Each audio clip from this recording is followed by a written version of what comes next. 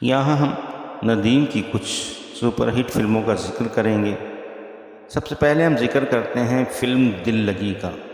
یہ ایک رومانوی فلم تھی۔ اس فلم کے ہدایت کار اسلم ڈار تھے۔ ندیم، شبنم، نمو، سلطان راہی اور آغا تالش اس فلم کے خاص کرداروں میں شامل تھے۔ یہ ایک بہترین فلم تھی اور رومانوی فلم تھی۔ اس فلم میں ندیم ایک موٹر مکینک کا کام کرتے ہیں اور شبنم ایک امیر لڑکی ہوتی ہے۔ فلم کا اینڈ بھی بہت خوبصورت تھا۔ اس کے بعد فلم داغ۔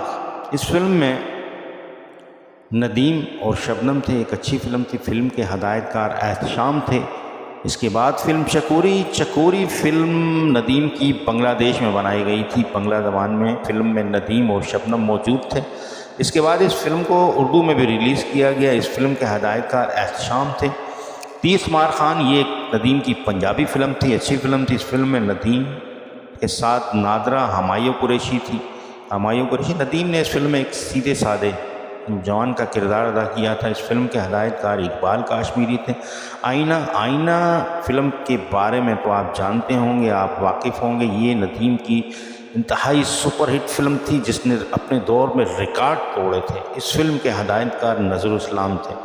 اس فلم میں ندیم کے ساتھ شبنم اور ریحان تھے۔ بہت ہی خوبصورت کہانی پر مشتمل یہ فلم نے کئی ہفتوں تک چلی، سالوں تک ایک سینما پہ یہ چلتی رہی فلم۔ اس کے بعد فلم بندش۔ یہ فلم 1980 میں ریلیز ہوئی۔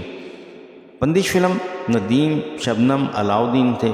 اس فلم میں ندیم شروع میں شبنم سے محبت کرتے ہیں۔ ایک حادثے میں وہ کسی دوسرے ملک میں پہنچ جاتے ہیں، وہاں انڈونیشیا میرے خیال میں، تو وہاں اس لڑکی سے محبت کرنے لگتے ہیں۔ اس فلم کا ایک گانا سونا نہ چاندی نہ کوئی محل جانے من میں تجھ کو دے سکوں گا بہت ہی مشہور ہوا تھا۔ بہت خوبصورت فلم ہے۔ پہچان فلم ندیم کی 1975 میں ریلیز ہوئی۔ اس فلم کے ہدایت کار پرویز ملک تھے۔ ندیم، شبنم، کبھی منور سعید، نیر سلطانہ اس فلم میں موجود تھے۔